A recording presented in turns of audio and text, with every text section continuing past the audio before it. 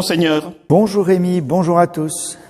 Alors, ce sont vos premiers pas en Lorraine. Quelles sont vos premières impressions, vos premières sensations? Je commence à sentir un peu, oui, l'ambiance à la fois de cette ville, avec une première promenade qui m'a fait découvrir les richesses et l'histoire aussi de la ville de Nancy. Et puis, oui, le ressenti d'un accueil chaleureux, bienveillant, fraternel, qui me touche beaucoup. Espèce de crédit de confiance que je sens. Et voilà, cet acte de foi que nous faisons ensemble, moi comme nouveau pasteur arrivant, et puis les fidèles, les collaborateurs du diocèse, prêtres, diacres, laïcs. Voilà, oui, cette joie qui commence à devenir plus concrète aussi. Quand vous avez appris que le pape vous nommait ici en Lorraine, quel a été le sentiment dominant? De la joie?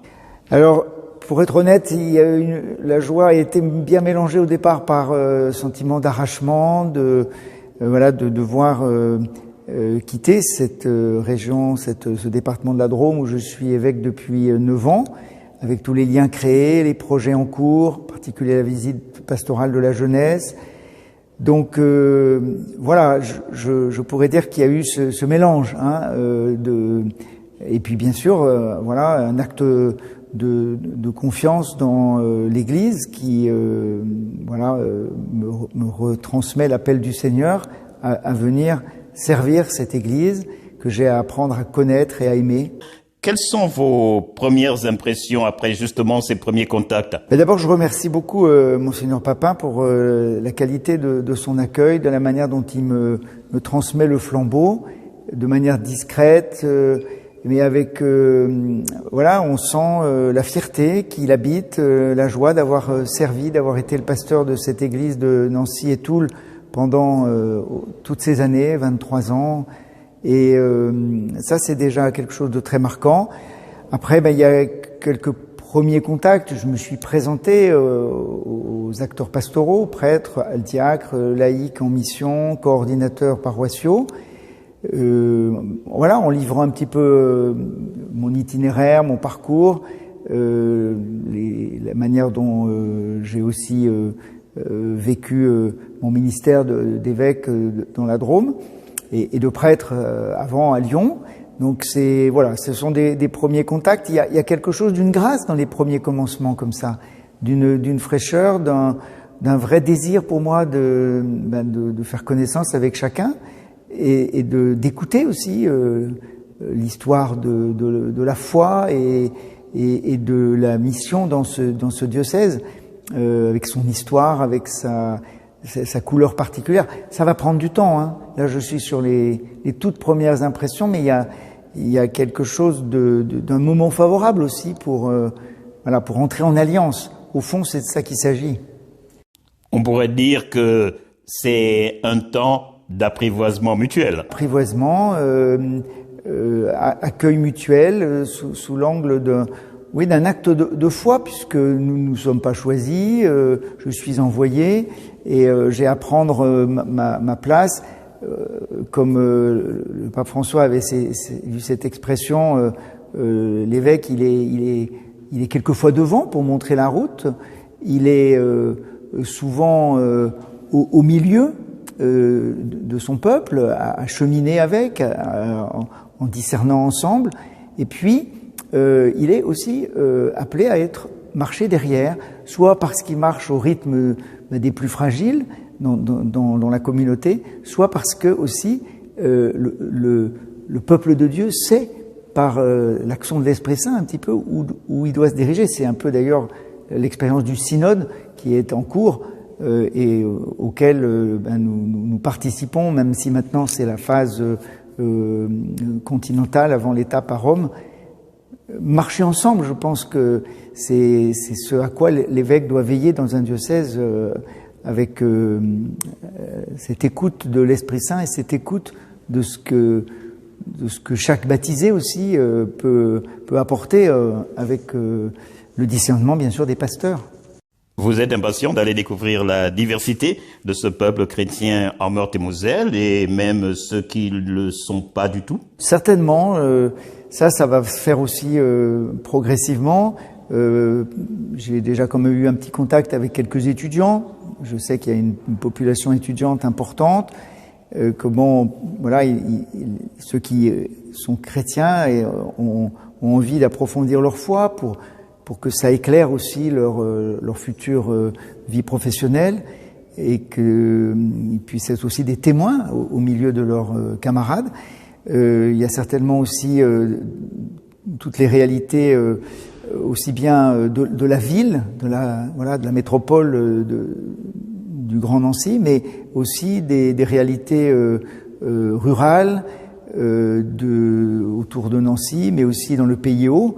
Voilà, j'aurai bien sûr le soin d'aller à la rencontre de tous. Avec le temps, ça prendra, mais patience. Parlez-nous de votre devise, « Viens dehors ». C'est la parole de Jésus à Lazare, quand Jésus, qui a toujours eu un lien fort avec Marthe et Marie et leur frère Lazare, apprend la mort de Lazare, il vient à Béthanie et il va être d'abord touché par ce deuil, et Jésus pleure. Il y a ce dialogue avec Marthe et Marie, des dialogues de foi, et puis il y a cet appel qu'il fait après avoir prié le Père. Lazare, viens dehors. Et j'avais été marqué par cette parole puisque c'était juste l'évangile au moment de ma nomination comme évêque de Valence. Et je l'avais reçu un peu comme un appel à la vie sous toutes ses formes, prendre soin de la vie qui est ce cadeau du Seigneur, s'en émerveiller, en prendre soin de ses débuts jusqu'au dernier souffle. Et puis il y a aussi cet appel à la mission, c'est viens dehors pour être au milieu de ce peuple, c'est l'envoi en mission. Le jour de l'Ascension, l'Évangile reprend cet envoi en mission de Jésus, avec cette promesse, je suis avec vous tous les jours jusqu'à la fin des temps. Donc voilà, moi je suis heureux de me laisser guider par cette parole du Seigneur, un appel plein qui invite à l'audace et à la confiance. Aujourd'hui comme hier, qu'est-ce qui fait votre joie d'être prêtre? Ma joie, c'est le Christ qui se révèle comme le Fils bien-aimé du Père, qui nous ouvre un chemin vers la vie et vers la vie éternelle. Ma joie, c'est le Christ que je reconnais à travers les plus fragiles, à travers toute personne que je peux rencontrer. C'est le Christ alpha et oméga qui est aussi la clé de toute la création et qui m'appelle avec humilité, avec beaucoup de simplicité, sans être très sûr de moi quelquefois, à aller à la rencontre de mes frères et sœurs auprès desquels il m'envoie. Mais ma joie, c'est une joie de disciple qui devient aussi une joie d'apôtre. Mais, Monseigneur, dans notre monde où les certitudes et les remises en question se télescopent sans cesse, est-ce qu'il est facile d'aller témoigner de cette joie? En écoutant celles et ceux qui ont découvert le Christ récemment, comme par exemple les catéchumènes ou les confirmants adultes qui le redécouvrent à un moment ou à un autre de leur vie, en écoutant les hommes et les femmes qui essayent d'être témoins, j'ai bien conscience que c'est pas toujours facile. Et je voudrais justement être au service de ce peuple qui est le peuple chargé de la bonne nouvelle, chargé d'annoncer au monde les merveilles de Dieu. Et le fait que le monde ne soit pas forcément accueillant à cette bonne nouvelle ne doit pas nous empêcher de constater qu'il y a aussi beaucoup d'attentes et qu'il y a beaucoup de chez les jeunes en particulier, ces derniers temps dans la Drôme, j'ai fait des visites dans les établissements scolaires. J'ai vu et dialogué avec des lycéens, lycées professionnels ou d'autres groupes de jeunes. Ils sont réceptifs, ils ont besoin de sens, ils seront pas forcément d'accord avec ce que telle ou telle présentation, mais ils cherchent. Et donc moi je pense que, comme nous dit le pape François, nous ne nous laissons pas voler la joie de l'Évangile. Ne pensons pas que bien sûr l'Église vit des purifications et elle doit les vivre courageusement. Sortir des abus, sortir des erreurs sur la manière de les gérer, vivre une prévention dans les justes rapports, dans des lieux comme par exemple l'accompagnement spirituel, l'accompagnement de la jeunesse. Mais cela se conjugue avec une vraie audace pour annoncer le Christ. La démarche Kérigma qui va rassembler fin octobre à Lourdes des acteurs d'un peu toutes les pastorales, que ce soit catéchèse, catéchuménat, accompagnement des funérailles, préparation au mariage, montre bien que dans notre Église en France, nous avons conscience qu'il nous faut retrouver le geste initial de l'évangélisation, comme ce qu'on voit dans les actes des apôtres que nous lisons là tout au long du temps pascal. Donc voilà, humilité et audace, je dirais. Parce que ce monde est de plus en plus dur, aller à la rencontre de ceux qui appellent, de ceux qui sont en marge, est une chose capitale pour vous. Et dans mon histoire familiale, avec mes sœurs, nous avons appris, avec mes parents aussi, grâce à la présence de mon frère Olivier, porteur de handicap, les véritables trésors aussi de cet amour fraternel, et de cette parole de Jésus, ce que vous avez fait au plus petit d'entre les miens, c'est à moi que vous l'avez fait. Et donc, très simplement, je pense que ça a toujours marqué mon ministère. Quand j'étais curé dans la banlieue lyonnaise, nous avions démarré un groupe « Je vous appelle mes amis », où il y avait différents enfants et jeunes marqués par des handicaps. Et ça a été une belle création de ce groupe avec des parents. Et je pense que ça accompagne un petit peu toujours mon ministère. Et je suis sûr qu'ici aussi, j'ai entendu parler de l'Arche, que je serais heureux d'aller rencontrer, et aussi dans ce que vivent les paroisses, les mouvements, cette présence est importante. Ce sont bien eux, quelquefois, qui nous montrent le chemin de l'Évangile. C'est un long tête-à-tête et un long cœur à cœur que vous entamez avec les paroissiens et les chrétiens de Meurthe-et-Moselle. Un message ? Je voudrais vous dire merci, leur dire merci de me faire confiance et de m'accueillir comme envoyé du Seigneur.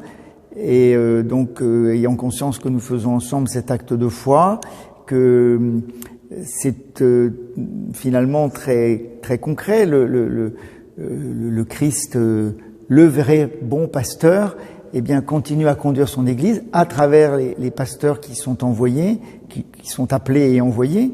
Donc, encore une fois, je pense qu'il y a quelque chose qui est très fort et que les gens sentent quand ça, il y a un changement d'évêque, c'est que l'identité du ministère épiscopal, il est collégial. On n'est pas chacun à notre compte. Il y a cette dimension de la succession apostolique, évêque, successeur des apôtres. Il y a cette dimension du collège au sein de la province. J'entends déjà tout ce qui se fait en collaboration avec le diocèse de Verdun, le diocèse de Saint-Dié, avec les 4 diocèses de Lorraine. Donc ça aussi, c'est une dimension importante. Donc en m'adressant à tous les habitants de la Meurthe-et-Moselle, je leur dis ma joie de venir à votre rencontre. Je leur demande la prière. Priez pour moi, parce que je sois justement ce pasteur attentif et capable de discerner avec vous les chemins de l'Évangile pour notre temps, pour aujourd'hui, pour demain, dans un monde en mutation. Donc j'ai le sentiment d'arriver avec un trésor qui ne m'appartient pas, qui nous est commun, ce trésor de l'Évangile que nous portons dans nos vases fragiles. Eh bien, merci beaucoup, Monseigneur Pierre-Yves Michel, et bienvenue chez vous. Merci.